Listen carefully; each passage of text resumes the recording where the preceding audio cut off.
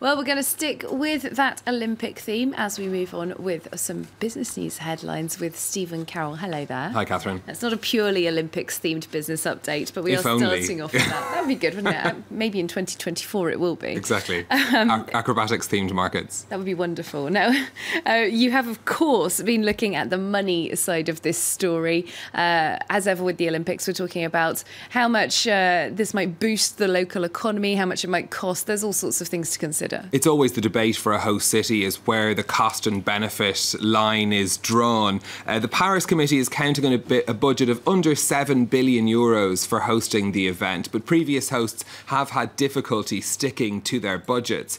Now, a French university study has estimated the economic benefits could be over €10 billion for the French economy, with hundreds of thousands of jobs created. Sharon Gaffney has the details. Paris is to host the Olympics. It's just not sure when, but organisers are hoping to stage the event in 2024.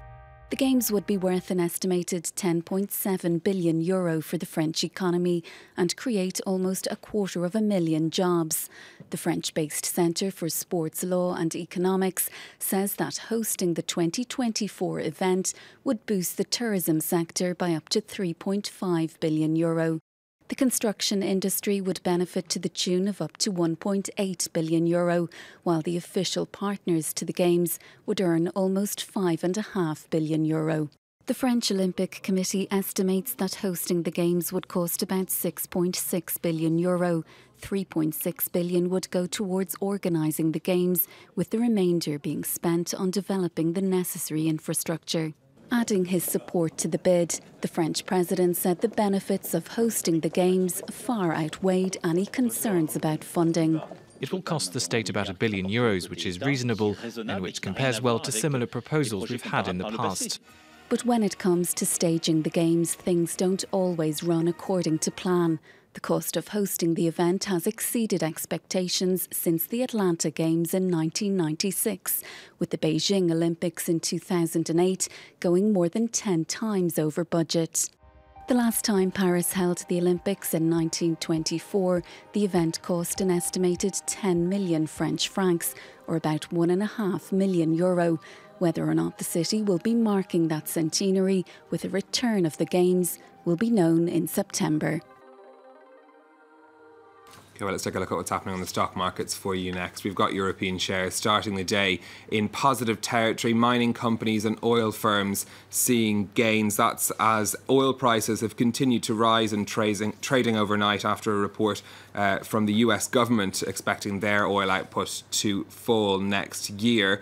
The CAC 40 and the Frankfurt DAX also seeing gains there. Over in Asia, the Hang Seng in Hong Kong was the star performer. It surged to a highest level in 2 years, actually, over the 26,000 points mark, up 0.6% on the day. Bank shares there leading the gains. That's after reports the Chinese central bank was pumping more money into the monetary system there. Falls, though, in Japan, Shanghai and on the Kospi in Seoul.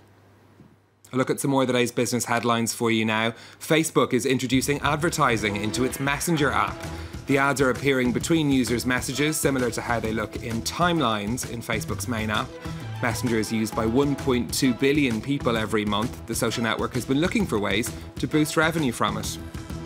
Spotify has reached a music licensing deal with Sony Music. The agreement is seen as a critical hurdle for the Swedish music streaming service to go public.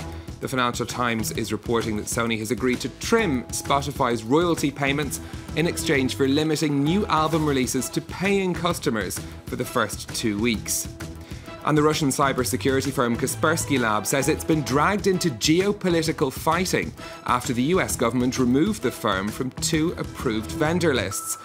This amid concerns the company's products could be used by the Kremlin to access American networks. The company says it would never help any government to carry out cyber espionage and is ready to respond to any questions from US officials. People are just getting so suspicious of everything nowadays, aren't they? Every single email attachment you get after all those cyber attacks and things. Finally, we've got another cyber or web-related story, at least. It's about an online retailer in the United States. It's not trying to hack us. It's not trying to do anything funky with our emails, but they are trying to sell us some goods using the magic number of 3. Brandless is a San Francisco-based startup, and they're planning to rival the biggest American supermarkets. To do so, they're selling generic products that they claim are healthy and environmentally friendly for just $3 a piece. Delivery is $9, a yearly membership is $3 a month, you get the idea. Comparisons carried out, though, by the Wall Street Journal found that many of the 115 initial products on offer by Brandless are more expensive than similar products available at rival Target. Their business model is coming at a very interesting time, though. The Dollar Shave Club has been hugely successful for subscription services for razors. This is at a time US supermarkets are trying to close stores, cut costs. So it'll be interesting to see if Brandless manages to land a hit with US consumers. It's quite nice colours, isn't it, on those shelves? Good for colour coordination on your shelves. It's sort of a little bit hipster. I think I quite like it. I like the look of it anyway. Thanks very much, Stephen Carroll, with our business update.